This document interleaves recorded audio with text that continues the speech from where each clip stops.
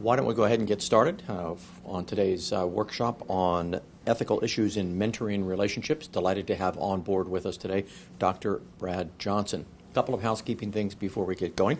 I'm Dr. Greg Niemeyer. I direct the Center for Learning and Career Development here at the American Psychological Association. And on behalf of the Center, on behalf of the Education Directorate, and on behalf of the Center for Learning and Career Development, welcome aboard to today's webcast. We strongly encourage you to ask questions throughout the webcast at any time you'd like. If you're joining us live online, you can do that simply by looking in the bottom left-hand side of your screen, and you'll see a tab marked Questions. Click that, and you can email your questions in to us at any time, and we will forward those on to the presenter to respond to. Just be aware that if you ask questions, your question is going to be presented and it's going to be recorded, so you too will have made a contribution to this recording in perpetuity. So thanks in advance. Without further ado, let me introduce you to today's presenter, Dr. Brad Johnson. He's a professor of psychology in the Department of Leadership, Ethics, and Law at the United States Naval Academy in Annapolis, and also a faculty associate in the Graduate School of Education at Johns Hopkins University. A clinical psychologist, Dr. Johnson is also a fellow of the American Psychological Association, and he's the recipient of the Johns Hopkins University Teaching Excellence Award. He's also the author of numerous publications and 13 books in the areas of mentoring, professional ethics, and counseling. His most recent book is Athena Rising: How and Why Men Should Mentor Women. And today he's going to talk with us about ethical issues in mentoring relationships. So please join me in welcoming Dr. Brad Johnson. All right. Well, glad to be back with you again for part two of this focus on mentoring. If you missed it, you can check out the earlier webinar on becoming an excellent master mentor. For part two here that we're kicking off right now, this is going to be an exclusive focus on the ethical issues and tensions and considerations that great mentors have to consider when doing this important work of mentoring. So I'm going to cover the whole landscape of things that mentors wrestle with. I encourage you at any moment in this hour we have together to go ahead and send in questions. I'll go ahead and pause anytime. Your questions will be read out loud, and I'll respond to those for everybody, so feel free to do that. Now, if you forget, I'm going to remind you a few different times to go ahead and send in questions. I'm going to include a number of vignettes in my comments today, and I'll read those with you, have you think about those. I want you to know these are kind of amalgams of different cases I've been familiar with, so none of them is based on an actual case in and of itself. So let's go ahead and start with this. I think one to kind of be thinking about the ingredients of being an excellent mentor, and one of the key ingredients is sort of undergirding virtues that somebody brings to this task. And I love this quote by Norman Schwarzkopf that mentorship is a combination of character and strategy. If you've got to be without one, be without strategy. He actually said this about leadership, so I've swiped his quote and modified it. I hope he doesn't mind. But I really think this is accurate. We want to begin with kind of fundamental character virtues and commitment to certain ethical principles when we're mentoring. The skills are great, but I think if we don't have the virtues, we can get into trouble. One of the earliest people in our discipline to look at mentoring relationships, Daniel Levinson, in his studies of adult development, claimed that these relationships are some of the very most important that a young adult can have, and especially important that a mentor is helping you unearth the dream. But Stephen Duck, who has really researched interpersonal relationships more generally, says, yeah, but remember, relationships of any kind can be messy and difficult, and they can be full of tensions, they can be problematic, and that's certainly true with mentorship. So in this hour together, I want to highlight some of the key tensions that we're likely to face when we're having a mentoring relationship, either with a trainee or somebody junior in our profession. And I'm going to really kind of begin here by just talking about some of the qualities of mentorship that maybe heighten the probability for ethical issues. These relationships are somewhat unusual in that there's very little training for these relationships. We sort of take it for granted that they're going okay, but they have some qualities that might breed tensions that have an ethical quality down the road. Number one, these relationships, when they're at their very best, are often long in duration. Some of them go on in perpetuity. These are relationships that may last until the death of the mentor, and even after death, the mentor may continue to influence the mentee. As time goes by, these relationships become more reciprocal naturally, more bonded, more mutual, and so there's a deeper connection as these relationships go on. I think that can create certain kinds of ethical dynamics. Another interesting thing about many mentoring relationships is they are informally formed, meaning they don't come from a formal mentoring program, they come not from a formal match, but they begin organically. And you'll hear words used like chemistry and shared interests and other kinds of relational terms. And we shouldn't be surprised when people do find chemistry might create feelings of attraction at times. And I think that is another issue. There's always a power dynamic. In most relationships, there is a formally assigned role, maybe an advising or a supervisory relationship. At the very least, there's a power dynamic in terms of years of experience, and the mentor always holds some power over the mentee, at least early in the relationship. And so we've got to be aware of that. There are naturally multiple roles involved. And so if you happen to be a faculty member, for example, engaging in mentorship, you're also going to be teaching, you're going to be doing advising, you're going to be writing letters of recommendation. There are going to be a number of roles involved for the mentor, and so we've got to be aware of that. And then they're always changing. They're fluid, they're evolving. In the earlier webinar, I talked about a way of understanding mentorship as a quality of relationship, and I would just kind of reiterate on this mentoring relationship continuum.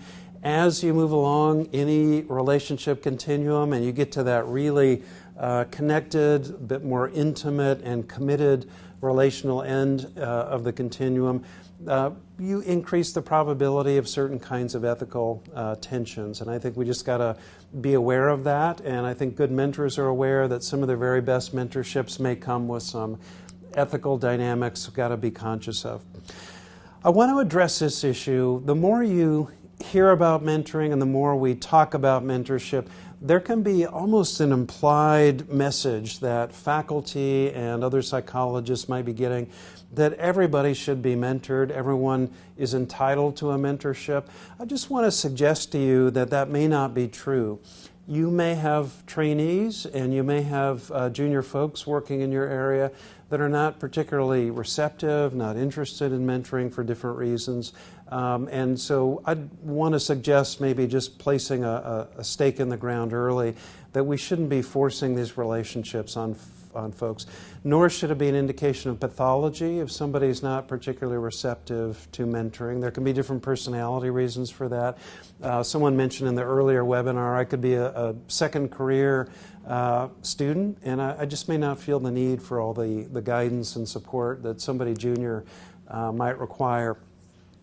So let me just get you, wherever you are, to do a little bit of reflection on mentorships that you've had, and particularly times maybe when you've been in a mentoring role. What have been the major ethical tensions that you've faced? Have there been any? What are the tensions? Have there been any ethical quandaries specifically related to mentoring that you've done?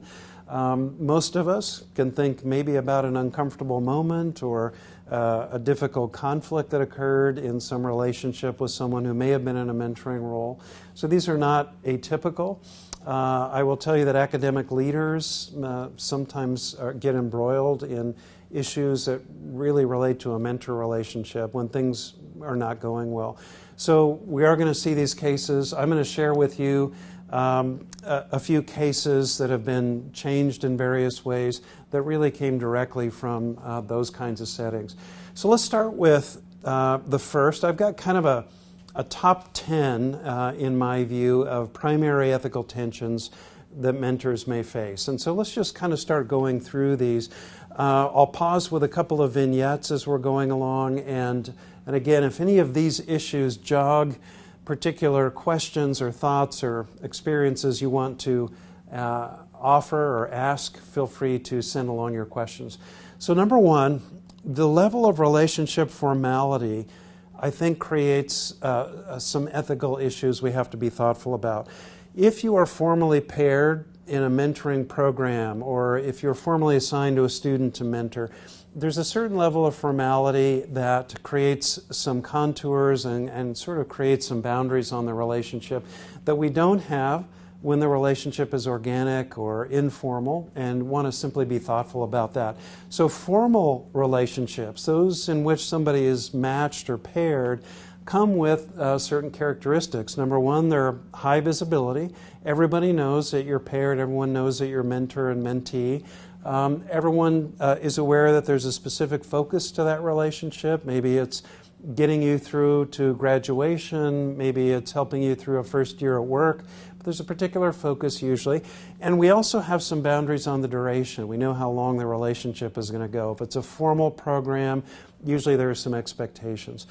Let me just say, in informal relationships, those things are not true.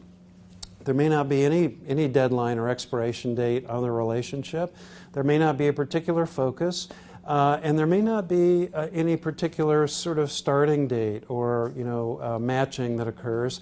So these relationships occur largely under the radar. Nobody's watching. It really is up to me, the mentor, to make sure that the relationship is professional and appropriate. But it lacks the formal sort of scrutiny that goes with formal relationships. The other piece of a formal matching program is some process of discussing mutual expectations. And sometimes that is spelled out. There's a contract. We agree on a plan for development for the mentee. When it's informal, there really isn't that moment for what I might describe as informed consent. We never really discuss, as a mentorship is beginning very gradually and organically, where the relationship is going, who expects what from the other, what the best outcomes might be of the relationship. So I think those relationships that are organic, and I think that encompasses more relationships than those that are that are formally matched, I think they require more thoughtful deliberation on the part of the mentor. I've got to really be thinking about expectations the mentee may have. If there are some things a mentee should know early, I probably need to talk about that. And then, I don't know how you feel about this issue, but the competence matter. I've been having some conversations with folks here at APA today about the fact that we really, in psychology and I think in other fields, don't talk much about competence. We don't do much training for mentors. We don't teach mentors how to do this work. There is no assessment or evaluation of mentor competence along the way.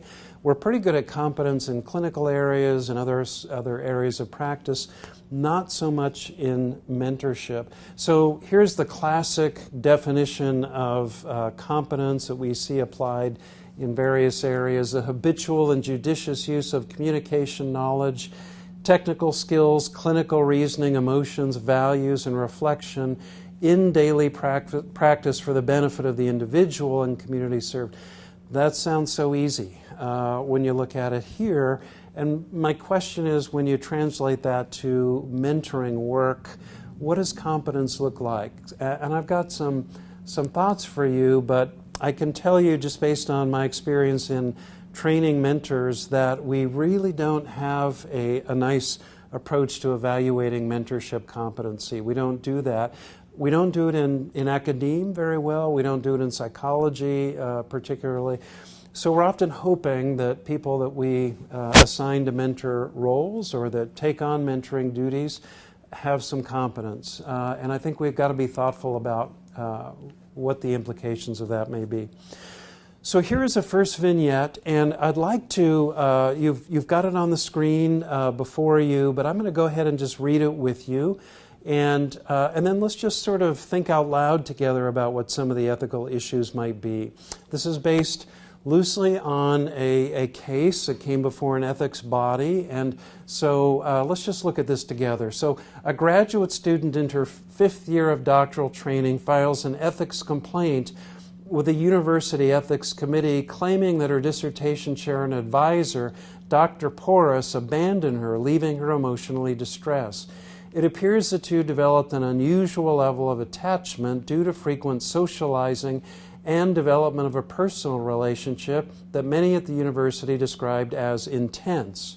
The student had several life crises and emotional problems during her training, and Dr. Porras would frequently provide what amounted to psychotherapy sessions that were as frequent as 3 to 4 times a week.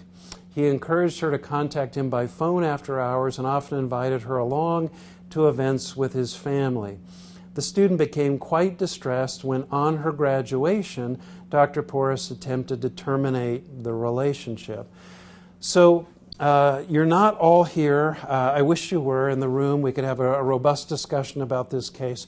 But as you sort of imagine what the main ethical issues may be in this case, and I think there may be a few, one of those that rises to the top, of course, might be the competence level of Dr. Porras. And we may have several concerns about the doc here in terms of things like boundaries and multiple roles with somebody that she was mentoring or he was mentoring. Maybe concerns about not doing appropriate referral for emotional help at some point for this mentee. And then the whole issue of how the relationship ended or didn't end very well. And what the mentee's expectations of this relationship may have been moving forward. So a number of ethical issues here in this case. The one that maybe most concerns me at this moment might be the competence of the mentor and what the mentor may have been thinking along the way about best interests of the mentee.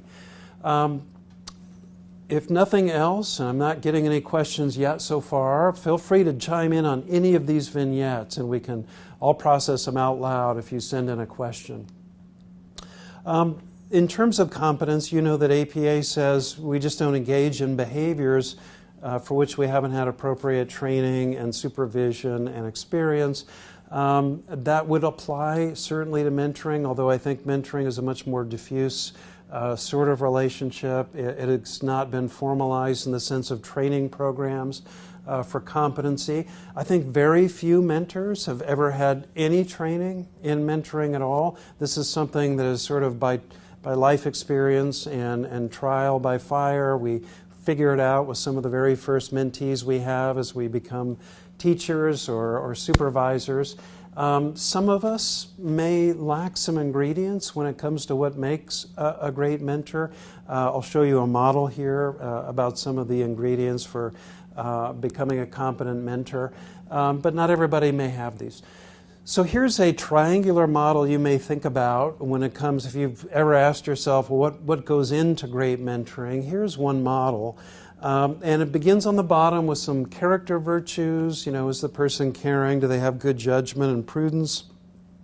And then on the other side, we might ask about abilities. Do you have the basic EQ and communication skills? I think most of us who would be mentoring are fine in terms of intellectual capacity, cognitive ability. But how about those EQ factors? I think not everybody is at the same place there. And then, of course, there are the micro competencies, all the things you may want to be thinking about in terms of relationships and how to manage those with students and junior professionals. Many of these things we can teach. We can make you more competent when it comes to these micro competencies. We probably can't do much for virtues and abilities by the time you're a psychologist. I think that may be more difficult for us. And then we talk a lot about competence and diminished competence, and I think the same risk may be an issue for psychologists who are doing mentoring work. I may be more or less competent at different times based on what's going on for me in terms of my own life and practice and other kinds of things. We know that psychologists are likely to experience burnout and get exhausted, maybe have some empathy failure at one point or another, may have issues with their own relationships or substances. And I don't think that we're often asking one another, how are you doing with your mentoring relationships? Or, how are those mentees faring when you're experiencing distress? This may be one of the last things we think about, and I think we've got to be vigilant to this. I will also just tell you that the evidence is really quite clear on self-assessment, that we're not very good at self-assessing competence. And that's certainly true in clinical areas. It's certainly true with medical school students and psychology trainees. There's a very low correlation between self-assessment of competence and external assessment of competence. So got to be thinking about this. And here's a case to illustrate this. Again, I'll let you read the case, and I'd like to read it with you. And just be asking yourself as we go through this case, what could be going on with this supervisor who may be in a mentoring role. And we'll kind of think through what's happening here. So a clinical supervisor for a generation of interns, Dr. Midlife began to notice a concerning trend in his relationships with trainees. Specifically, he noted that during the past year, 2 female supervisees had switched to other supervisors. Dr. Midlife was concerned both by the trend and by the fact that neither supervisee had spoken to him about any problems.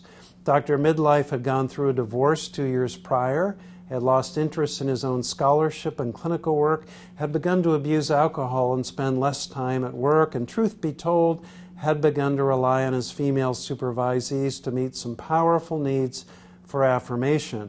Although he had not noticed the incremental decline in his professionalism with trainees, he now admitted that he was both lonely and depressed. Excruciatingly aware of the signs of his own aging, he was desperate not to be regarded as a has-been, either personally or professionally.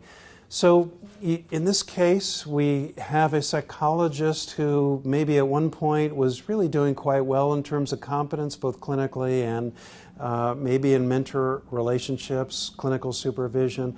Now not so much. And you can see the drift here is not egregious, but maybe rather subtle. So he's got mentees that are feeling uncomfortable, perhaps feeling a little exploited in terms of emotional requirements for appeasing the supervisor in this case.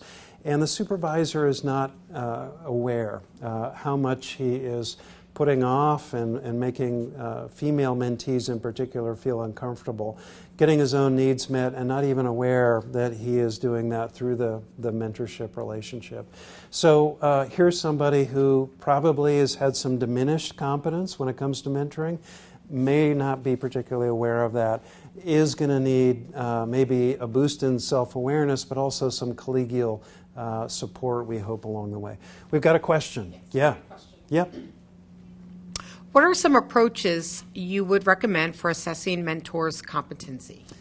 This is a great question. So there are several books on the topic that would be, I'm guessing that most of us have not had a course in mentoring, and so there are a number of books on the topic. I've got a couple, but a number of other authors have got other books related to mentoring. I may begin there, so the elements of mentoring or on being a mentor can be very helpful just for reading. The other thing I would really encourage you to think about doing is to form some sort of peer mentoring group. We don't do this enough in academia, often because we're too busy, but it would be really terrific if in the context of an ongoing peer supervision group or a faculty group in a university setting, to go ahead and have some sort of peer conversation about mentorship, how those relationships are going, seek any consultation with relationships that are getting off the rails or especially difficult to manage. I think that could be really useful, and it would build a bit of a community around mentorship, which you may find very helpful. It would also be great if you would be willing to reach out to other folks that you thought were terrific mentors and perhaps get some consultation. Don't be afraid to get some supervision or consultation around this topic. Good. Excellent question. So let's go ahead and look at a couple other areas of ethical tension. This one comes up an awful lot. And I am guessing that almost everybody involved in this webinar has had some level of tension in this regard.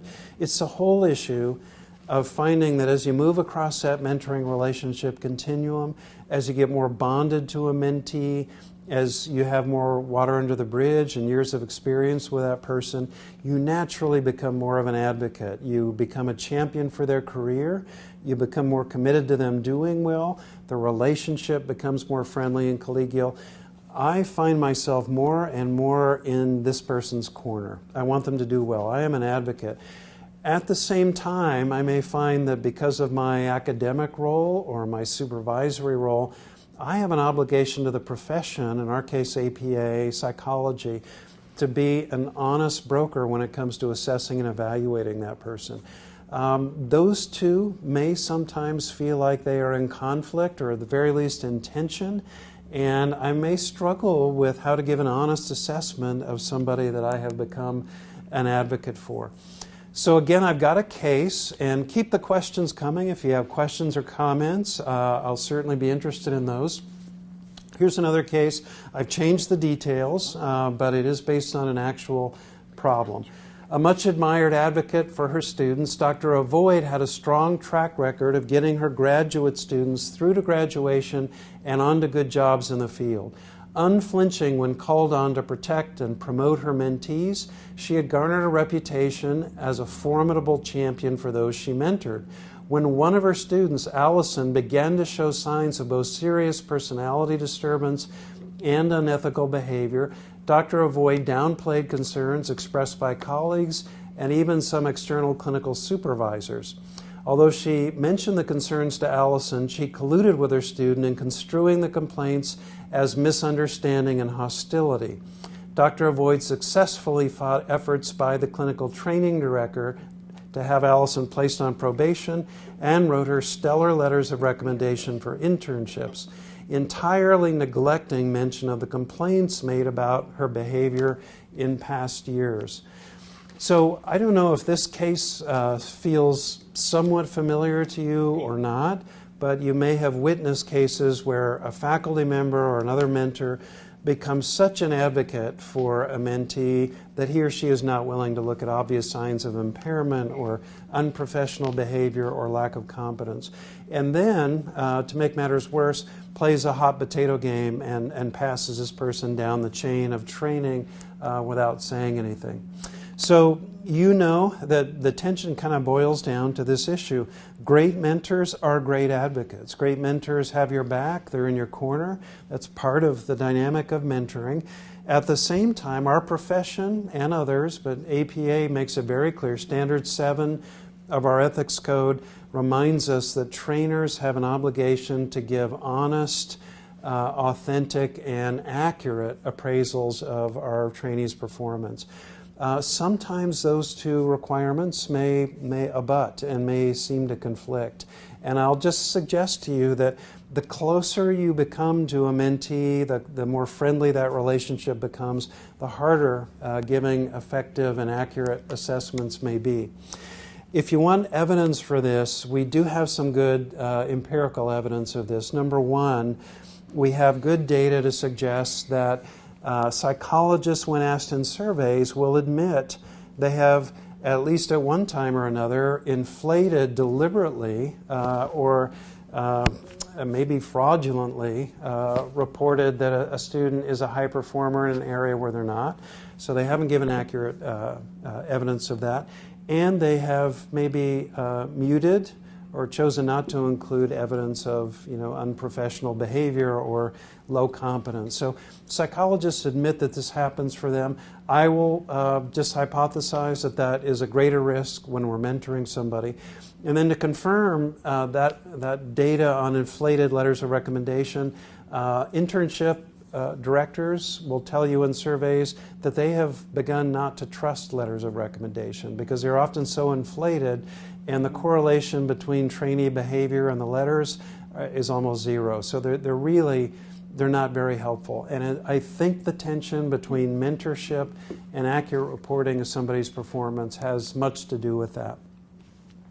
So let's talk about the issue of confidentiality. And this is another thing that mentors will note is difficult for them, especially in training contexts.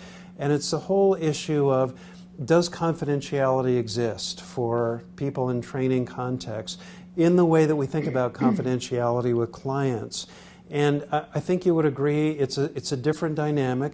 There is an ethical standard for confidentiality, and when I'm mentoring somebody, I would aspire ethically to keep private information that he or she shares with me. However, I don't think confidentiality applies in quite the same way legally.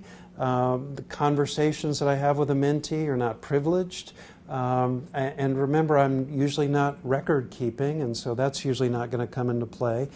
I think that psychologists and others that are engaging in mentor roles do need to talk with mentees early on about any situation where you may feel required to go ahead and disclose something that a mentee says in the context of mentoring relationships. I think those would be rare moments, but they may occur, especially when you're in a gatekeeping role. You may have some obligation to file a report if somebody's engaged in egregious unethical behavior. If one of your mentees is suicidal and you happen to be aware of that, there may be moments where you feel that you need to make a disclosure. I think you should have a conversation about that, and maybe there will be an iterative ongoing process of sort of informed consent with, in particular, trainees that you might be mentoring, if you're getting the sense that something that's being disclosed may have to be passed on at some point. It is probably better for us to talk more about privacy, not confidentiality, in the context of mentor relationships. Remember, these are not privileged communications for the most part, and you're really talking about the ethical aspiration of protecting privacy. I think you want to have a conversation about that and let your mentee know that in nearly every case you'll be able to protect privacy, but you want to talk about any potential exceptions.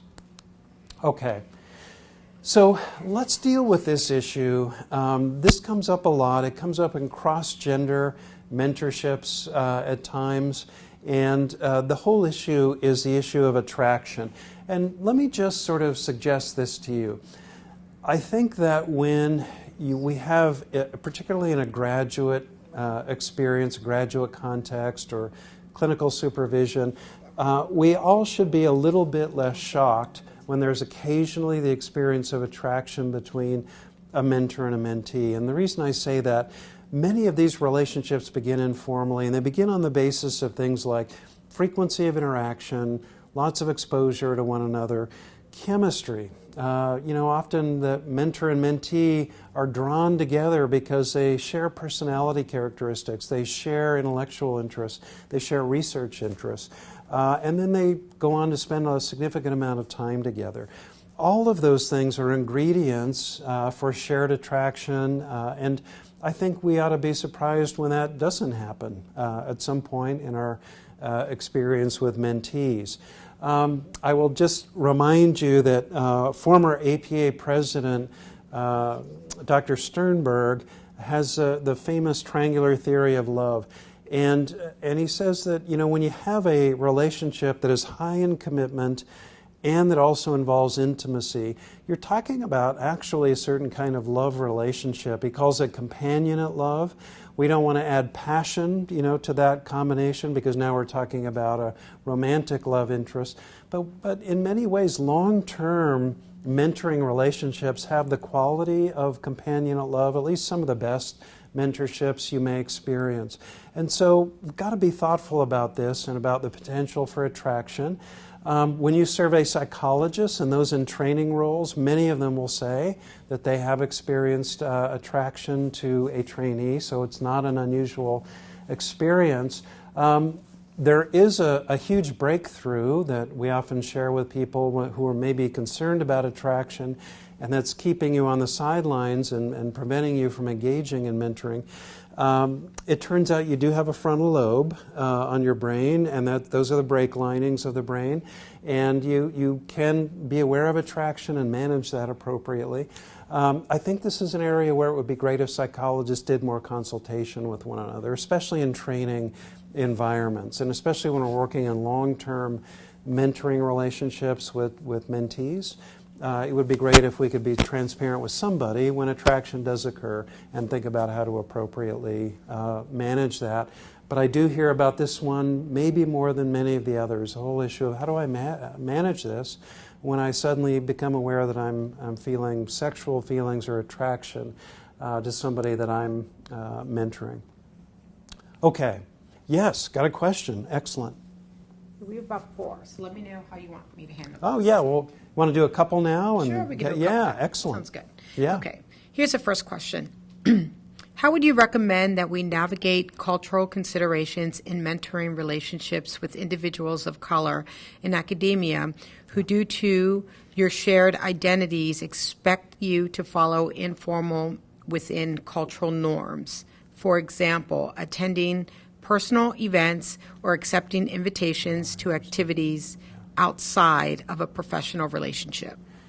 Yeah, that is such a great question. I am going to say a few more things about cross-cultural relationships as we move on here today. But this is such a great question because it relates to other dynamics as well, like boundaries in multiple relationships.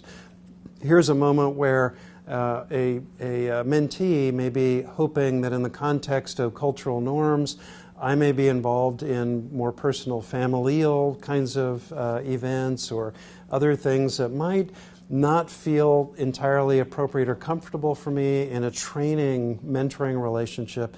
Here's a great moment to have a conversation. Here's a great moment to in a very humble way, talk about the potential downsides of having a multiple relationship, maybe a friendship or family relationship. Share that, I think, very transparently. If your own discomfort is going to get in the way of the mentorship when asked to engage in that kind of multiple relationship, I think you've got to have a conversation about that and see if you can meet your mentee halfway. But I like the idea of mentors being willing to engage in some very appropriate boundary crossings. Remember, crossing a boundary in the traditional sense is not a boundary violation necessarily. And occasionally engaging in cultural experiences that you're not familiar with may be a nice boundary crossing that is not harmful or risky at all in terms of the mentor relationship. Great question. Yeah. Got another one here. There's another question here. The question is this: what are your thoughts on reciprocal mentoring among colleagues, both lateral and hierarchical relationships? Yeah. Reciprocal mentoring, I'm so glad someone asked that. This is, I think, a profoundly overlooked area of mentorship. And one of the downsides of the way we construe mentoring is that we tend to construe it as entirely hierarchical. So we have the mentor guru who's more experienced, and we have the junior supplicant coming and asking for wisdom, and that's a somewhat outdated perspective on mentoring. And mentees will tell you that model is not very helpful for them. They'll tell you that I wish we could have more of a collegial relationship. And in fact, there are surveys showing that trainees and other mentees like it when there's a bit more friendship and collegiality in the relationship. So I think that we all need to work on that, especially if we've been through a very formal training program that tends to promote very rigid boundaries in relationships. Reciprocal mentoring is wonderful, and if you're a psychologist, I encourage you to think about this in the context of other kinds of ongoing consultation or support groups that you may already be involved with. I wonder if some of those could take on a bit of a reciprocal mentorship component, and if not, I encourage you to initiate that with some other colleagues. I think it is an overlooked area of our own maintenance of competence and professional development. So I'm an enthusiastic supporter of reciprocal relationships. So excellent question. I'll do a couple more here and then we'll pause for a few. Keep the questions coming. These are excellent. Another area we hear about from mentors is the whole issue of self-disclosure and whether to do that in mentoring relationships or not. What are the implications of doing that? I mentioned in the webinar this morning that mentees in surveys will say self-disclosure can be a very powerful mentoring intervention. So if I've got a mentee struggling with some area and I've had the same struggle, I share it with them and tell them how I blew it, how I got off the tracks, and then tell them how I resolved it, how I got back on track, how I worked it out. That can be very empowering for mentees. It can be a powerful example. It can also be very humanizing and permission-giving for them to hear that an accomplished mentor had something like this going on themselves. So, got to use prudence, got to think about confidentiality, got to think about boundaries in the self-disclosure. I always use the example, if a mentee in graduate school is struggling with marital issues, I just don't know that it would ever be especially helpful for you to disclose your own marital issues as a way to come alongside with a self-disclosure intervention. However, there may be a useful moment where you talk about, well, I've been divorced too, I know what that's like, I can relate, I have some empathy, but I got to be thinking about boundaries, and you're going to have to walk that tightrope with mentees. So be judicious. Try and think about what is the benefit of this disclosure for the mentee. Is there a point to this message? Is there a point to the disclosure?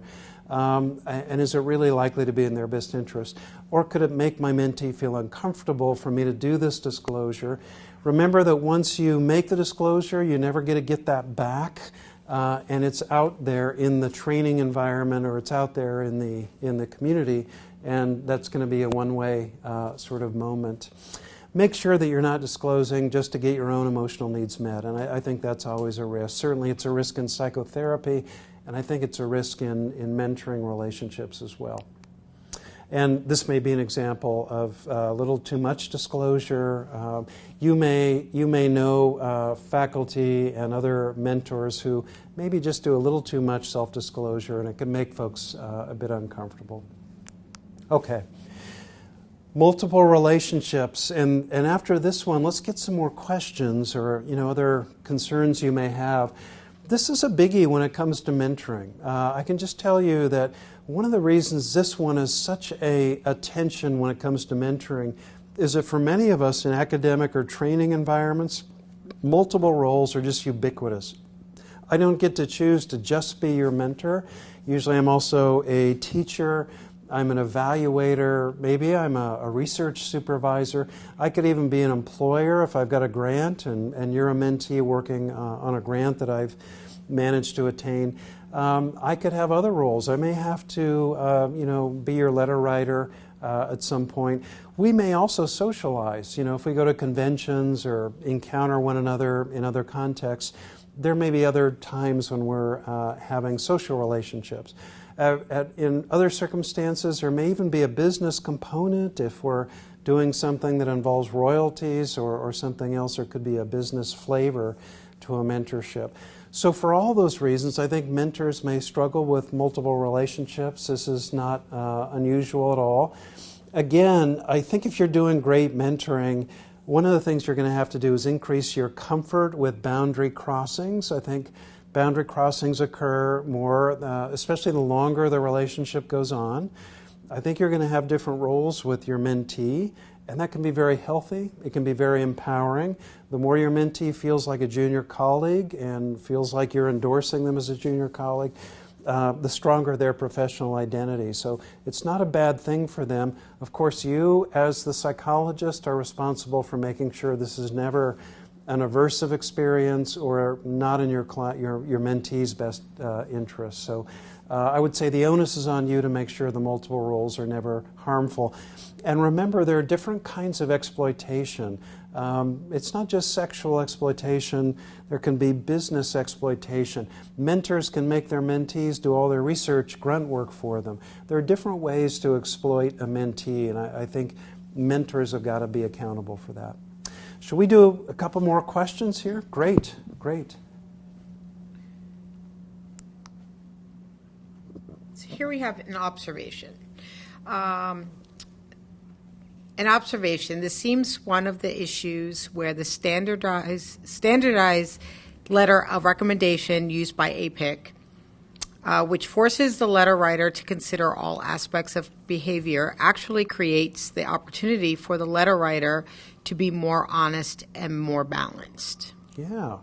Okay, so it sounds right. I got to be honest, I'm not as familiar with the current APIC standards on letter writing, but I like it that it touches on multiple areas. There are other models that I think psychology actually needs to consider. I'll just share with you in the military, when officers are evaluated every year, there is a number associated with the ranking officers. The person doing the ranking, you can look and see what his or her average ranking is of all officers, and that gives you a framework for deciding, how does this person usually rank students. There's also a forced ranking quartile system. I can only put certain numbers of folks that I'm ranking in certain categories. And so we don't do that, as far as I know, in psychology. I can be quite inflated in my ratings of all my students, and I think without knowing that particular faculty member and his or her average ratings, it's very hard to make an assessment of how valid that might be. But broadening, as you say, the range of things I'm touching on might make accuracy increase a little bit. It's very interesting. Yeah. Another item?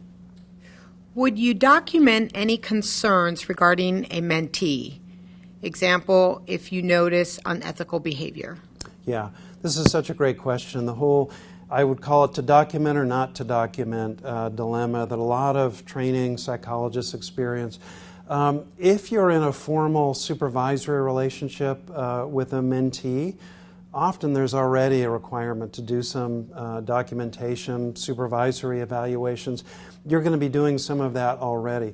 If it's a more informal mentorship or that you're not required to do any kind of written assessment annually or otherwise, and you have concerns, I would document those, particularly if you have had to go ahead and have difficult conversations with your mentee.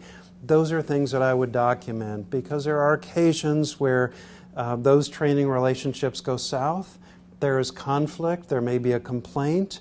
Those are not very frequent when it's a mentoring context, but they do happen. I would kind of let your judgment be your guide there. But if I'm at a point where I'm having to have a difficult conversation on ethics or professionalism or really significant concerns about competence with a mentee, I think documentation makes great sense. And I wouldn't keep that hidden from your mentee. In the same way that I would have a transparent conversation, I would let my mentees know that I'm making a note that we've had this conversation, so there are no secrets about the fact that you've documented the conversation. Great question. All right, are we okay? Are we caught up? Yes, we are. Caught up for now? Okay. I do just quickly on the topic of multiple roles. Let me just tell you that there is research from surveys showing that mentees prefer relationships that are much more friendly and collegial and non-hierarchical. So if you're meeting your mentees where they would like you to meet them, I think you're going to have to get more comfortable with that. And one more issue on multiple roles. I don't know how some of you feel about this. I'm not on Facebook. I have a very low profile in terms of social media. I don't want old clients to track me down and look at my Facebook page. But I know a lot of psychologists have a substantial social media sort of imprint. I think you've got to have this conversation with mentees. Do you have any boundaries on social media, Facebook, other sorts of contexts? Have that conversation early. Let it be part of the kind of iterative process of establishing boundaries and getting to know your mentee.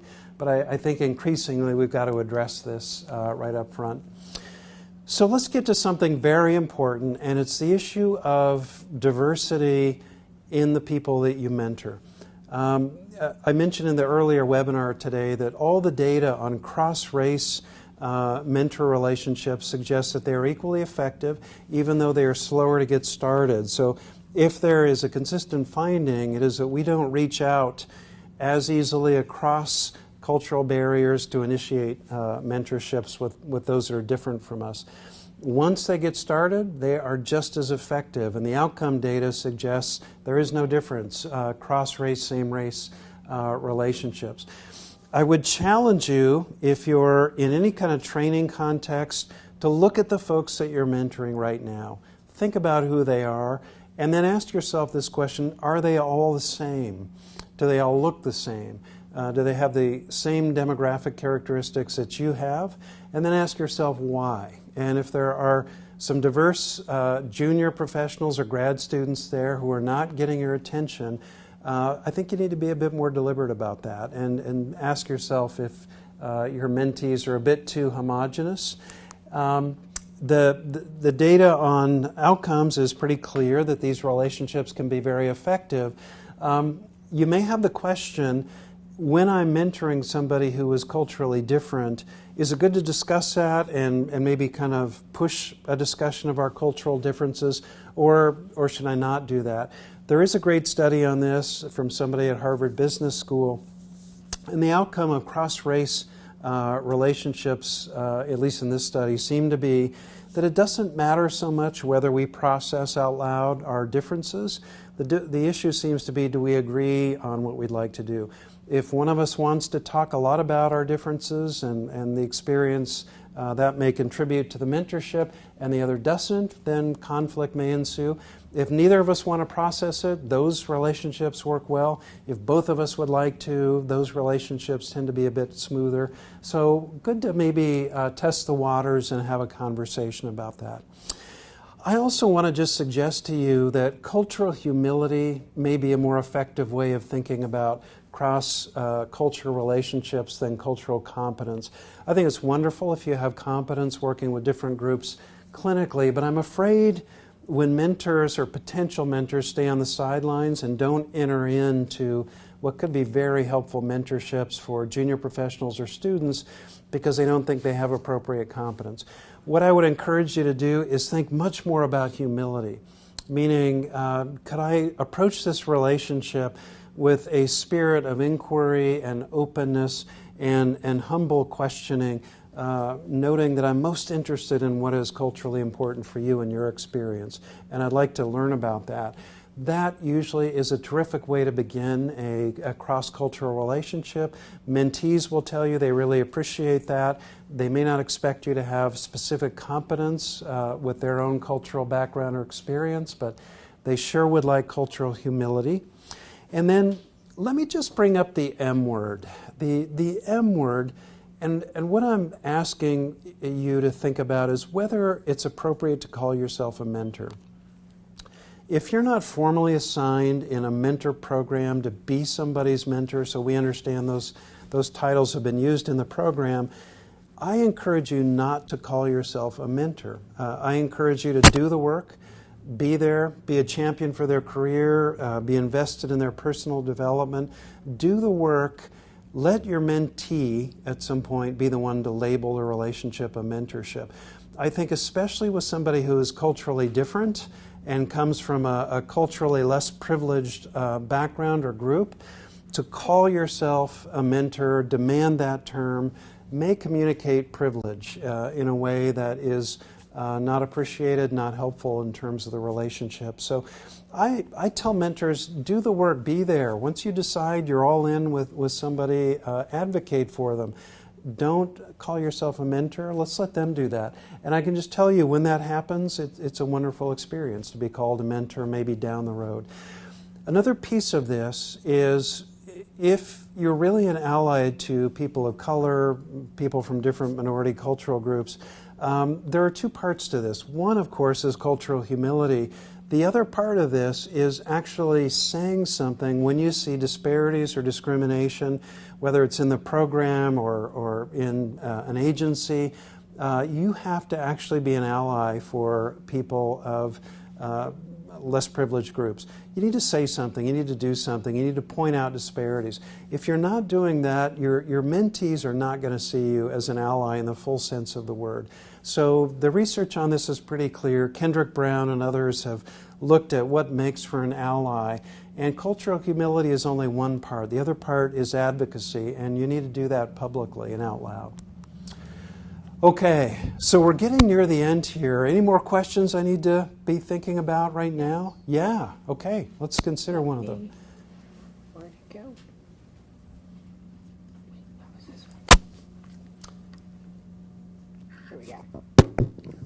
Sorry. Yeah. Can you distinguish between supervision, mentoring, coaching, and informal counseling? And has there been any research on the effectiveness and risk of supervisors identified as mentors versus non-supervisory mentors? Yeah. Wow, so that's a lot. Let me just say that if you want to get all the definitional stuff, you may want to tune into the first webinar we did earlier today on what makes an excellent mentor. But just very quickly, coaching. I think of coaching as a very deliberate intervention when somebody might be missing some crucial skill set or ability. Maybe it's some element of my emotional intelligence is not very good. That's caused conflict at work. Coaching targets that skill and tries to bolster it a little bit. Occupational counseling can be somewhat the same. I'm giving you feedback on your occupational performance. It doesn't say anything about our ongoing relationship, and that's where I think mentorship is different. Mentorship connotes a much broader commitment and an ongoing relationship of support. And I think that's the big difference. And then the second part of the question was, can I be a supervisor and be a mentor at the same time? I would say this happens every day. Yes, it adds a different level of ethical tension sometimes because I've got to be an evaluator and I'm an advocate for you. But I do think that advisors, supervisors, others that have formal roles with us that are evaluative are very often the ones that become our key mentors over the course of our junior career. So I think that's often how it happens. And that's why I think if you're going to be mentoring somebody, you want to just be aware of these ethical issues, be aware of boundaries, have transparent discussions about the fact that you're going to give an evaluation. Don't try and keep this relationship secret from anyone in the environment. Go ahead and be very transparent about both your evaluative and your support role for this mentee. Great question. We're almost at the end here. I'm going to wrap it up with just the last couple comments. Be careful of cloning. Let me just tell you this. There are these troubling research studies where you go to mentors and you say, tell me who your top 2 mentees are of all time. And then you go get those individuals' vitas and you compare them with the mentors, and what do you think you find? Well, my best mentees are the ones that did exactly what I did. Our career trajectories are almost identical. We researched in the same area. You made all the training decisions I made. It is an unconscious validation of my career decisions, and got to be careful about this. It is a very compelling temptation. Don't try and remake your mentee in your own interest or your own image. So let me wrap up with sort of a proposed mentoring code of ethics. These are just some principles and virtues I encourage you to remember as you're going about your mentoring work. These are things just to remind yourself of. These are aspirational guidelines for mentors, and I'll walk through them rather quickly with you. So first of all, beneficence. Always, whenever possible, promote your mentee's best interests. That one may seem very straightforward, but I think it's an important start. Non-malfeasance. Always be on guard against anything that may be harmful for your mentee, same way you might with a client. Sometimes with a mentee, it's not always apparent, but be very cautious about things like exploitation around work and research and that sort of thing. Autonomy. One of the things mentors have got to be careful about is encouraging autonomy. I don't want my mentee to become sticky or too dependent.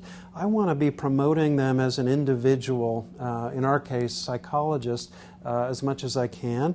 Fidelity. Once I commit to mentoring somebody, I need to follow through. I need to be there. It can be very painful when I make promises to provide certain things as a mentor and then I don't show up. Justice. Let's ensure equitable treatment, and I would say this also applies to ensuring that diverse mentees have equal access to me as a mentor. Transparency. Let's be very open and honest, not only that we're having a mentoring relationship, but in terms of the details of our mentorship and anything that I have to do by way of evaluation. Let's be transparent about that. Boundaries we've talked about. Be very thoughtful about boundaries and Be thoughtful about boundaries that will be protective for your mentee in particular. I'd like to protect privacy whenever I'm able to do that in a training context. And then, again, I want to be thoughtful about my own competence as a mentor. Thoughtful about that. Whew.